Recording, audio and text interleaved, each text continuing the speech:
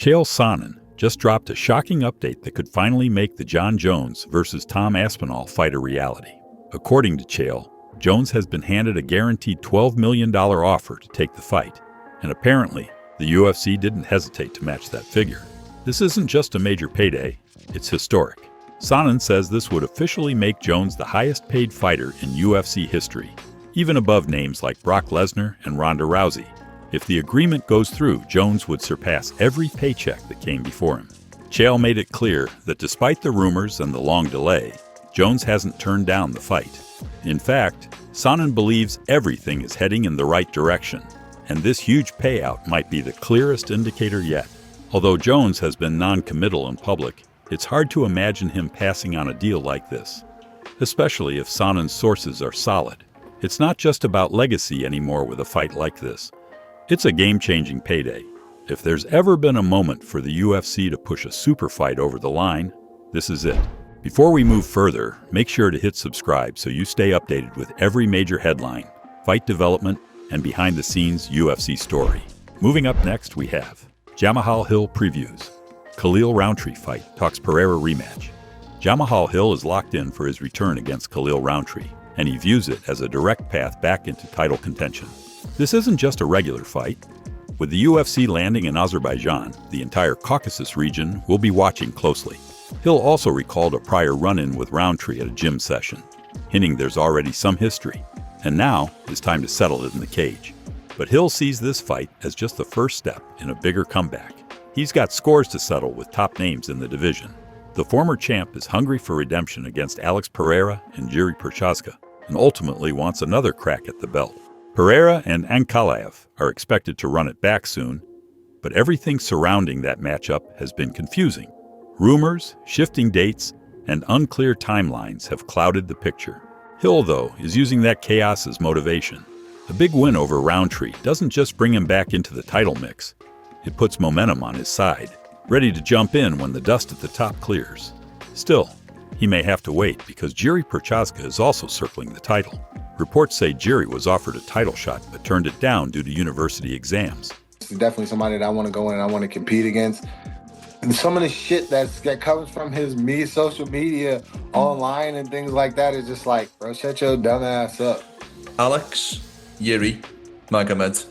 Rank those three opponents. Which one you would like the most, which one you would like the least in the future? I want them all. I want them all equally. Pause.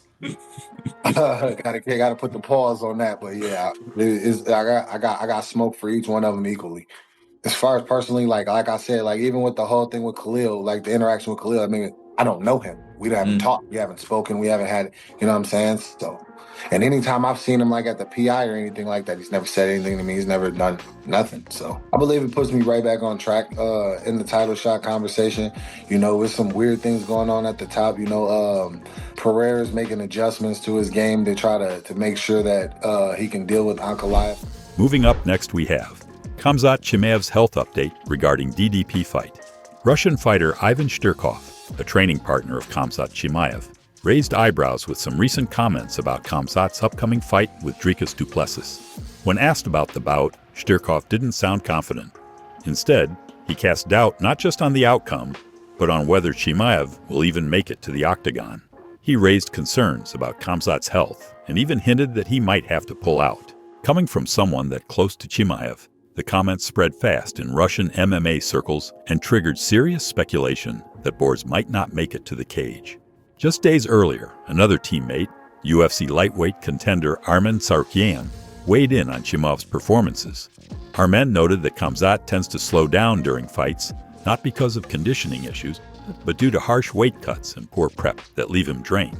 While Armen's analysis was calm and clinical, Shterkov's take sounded more alarming. It's been a wild year for Khamzat's health. Fans still remember how he pulled out of the Whitaker bout after claiming he was poisoned during training camp. One of the strangest stories in recent UFC memory. And now, just when it seemed he was finally on track for a title shot, doubt has returned.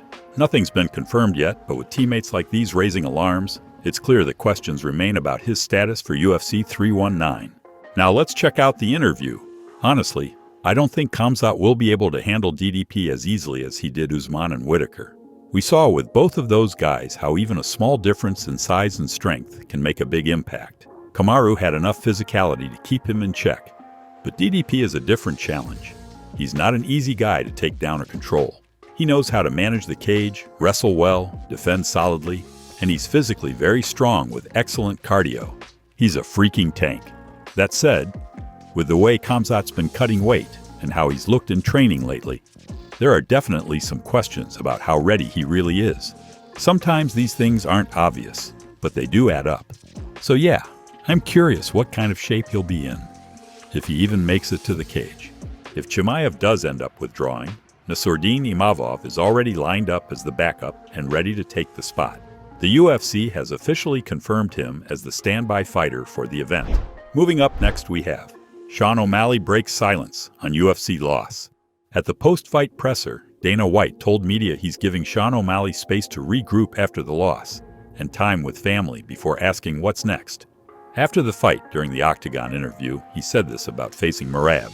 "I didn't feel like it was going to go like that." Merab's mother. And earlier today, he shared the following video on his social media. All right, fellas, we're back home. Appreciate you guys. Sorry we didn't get the job done. We'll be back. Love you guys. What do you think is next for both Sean O'Malley and Merab? Jon Jones gave a nod to Merab's performance at UFC 316 by writing, "Welcome and congratulations, Merab." Merab responded quickly to Jones' post. That's all for today on the MMA Arena. Thanks for watching. Don't forget to subscribe for more fight news, reactions, and updates from the MMA Arena.